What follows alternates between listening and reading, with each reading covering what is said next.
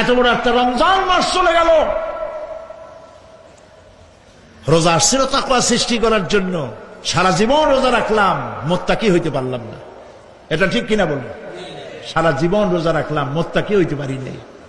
এখনো মিথ্যা কথা বলি, ওজনে কম দেই, খাদ্যে ভেজাল দেই। কথা ঠিক কিনা? মিথ্যা কথা বলতেছেন।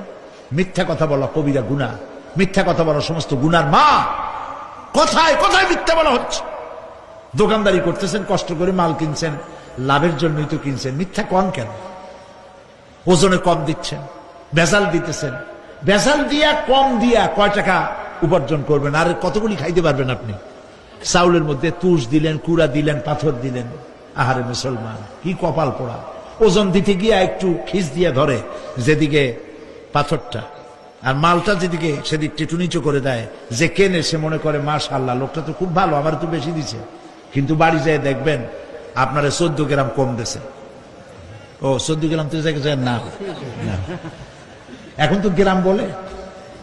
আগে তো আমরা ছটাক মটক বলছি, এখন গ্রাম বলে সুবিধার জন্য। এগুলি কি আমি বানায় বলতেছি না? কথা ঠিক। লাভটা কি? কি লাভ? জমিনের আইল ঠেলতেছেন, পরের জমিন দখল করতেছেন, বোনেরে ঠকাইছেন, ভাইরে ঠকাইছেন, ভাইয়ের সম্পত্তি ফেরত দেন নাই। আহা, এই যে দুরবস্থার সৃষ্টি হলো, আমলের পরিবর্তন হলো না। মসজিদ বানাইছি সব দালান, মসজিদগুলি সব বিল্ডিং হয়ে গেছে। নবী করিম সাল্লাল্লাহু আলাইহি ওয়াসাল্লাম বলেছেন, মাসাজিদুহুম আমিরাতুন ওয়া হিয়া খারাবুম মিনাল হুদা। মসজিদগুলি সব দালান হয়ে যাবে শেষ যুগে। এগুলি নবী করিম সাল্লাল্লাহু আলাইহি ওয়াসাল্লামের ভবিষ্যৎবাণী। মসজিদগুলি কি হবে? সব বিল্ডিং হয়ে যাবে। ওয়া হিয়া খারাবুম মিনাল হুদা, হেদায়েত থেকে খালি হয়ে যাবে।